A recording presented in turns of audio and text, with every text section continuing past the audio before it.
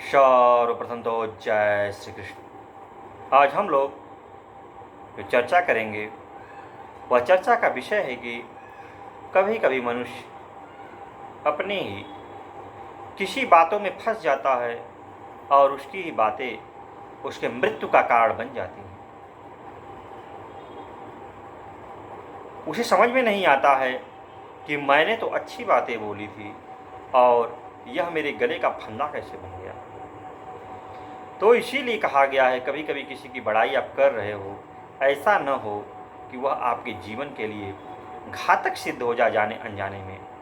इसी प्रसंग में एक कथा है, रामायण से ही है, उसको थोड़ा ध्यान से सुने तो समझ में आएगा। एक बार की बात है, जनक किशोरी सीता जो है वह अपने सखियों के साथ वाटिका में भ्रमण कर रही थी और उन्होंने दूर पहाड़ी पर एक सुग्गा सुग्गी के जोड़े को देखा। जो सुग्गा सुग्गी के जोड़े थे वे आपस में बात कर रहे थे कि इस धरती पर श्री राम का जन्म होगा।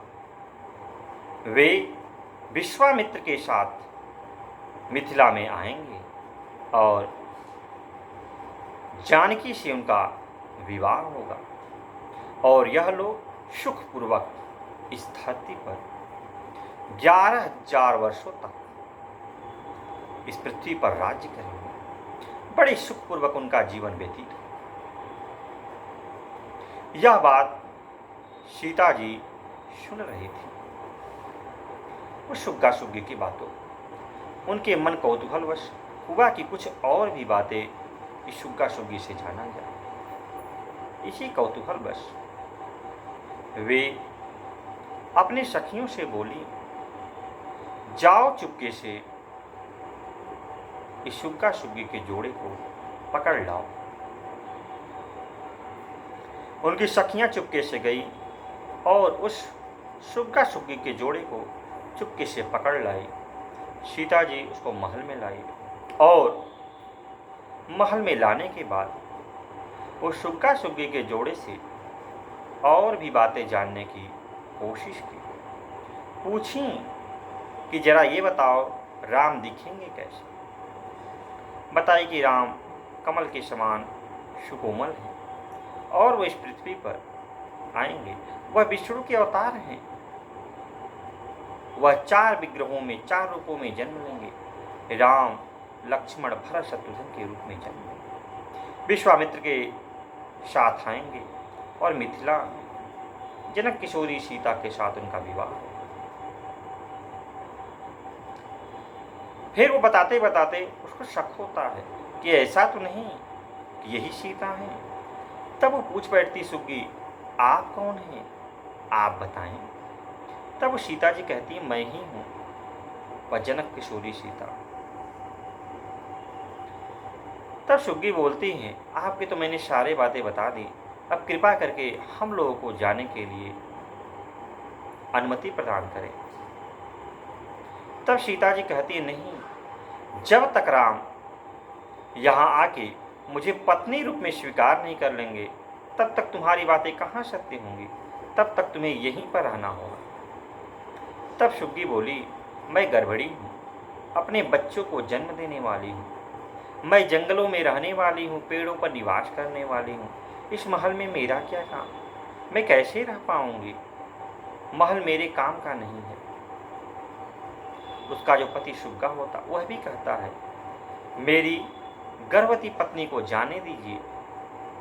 अगर आपको और भी बातें जाननी हैं तो जब यह बच्चे को जन्म ले लेगी तब मैं इसे लेकर पुनः आपके पास आ जाऊंगा और कुछ भी बातें आप जान लीजिए।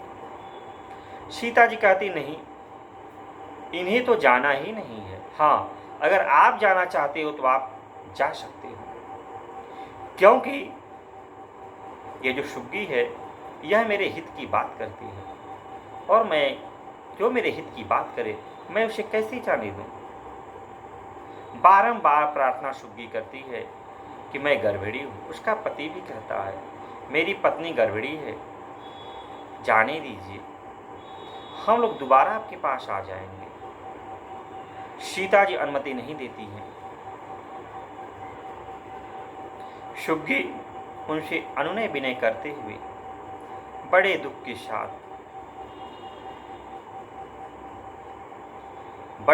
साथ अपने प्राणों को त्याग देती है।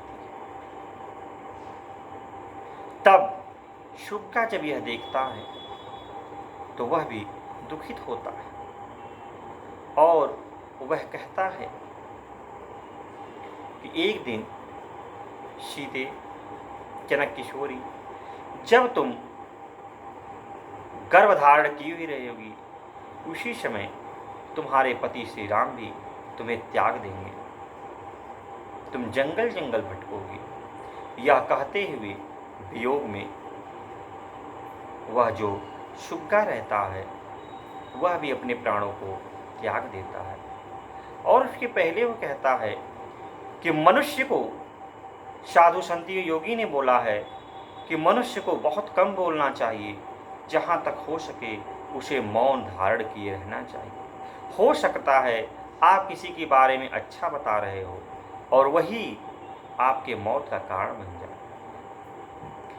देखिए, ये संसार है, बहुत सी चीज़ें बच्चों को या मनुष्यों को बहुत अच्छी लग जाती है तो वह उसे अपना बनाना चाहते हैं।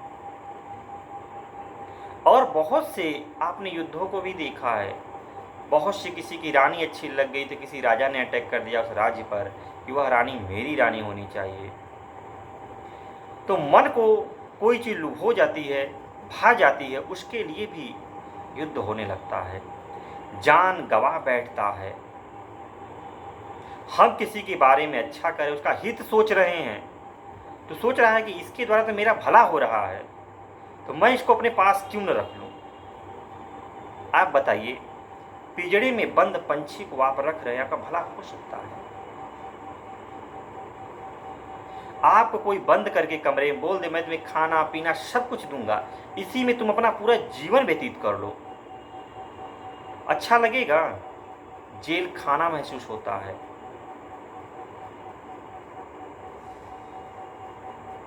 हित की बात कोई कर रहा है और प्रलोभन, लोभ के चक्कर में उसे आप बंद करके रख रहे हैं। कहा जाता है कि शायद इसी कारण शुग्गा शुग्गी थे, बोले थे, इसीलिए सीता माता को भी वह कष्ट भुगतना पड़ा, क्योंकि देवता लोग कभी भी किसी सज्जन पुरुष की वाणी को असत नहीं करते हैं। उन्हीं के द्वारा तो ये सब सत्ता हो रहा है। तो कभी भी आप किसी की प्रशंसा कर रहे हैं तो थोड़ा सोच समझ के कीजिए।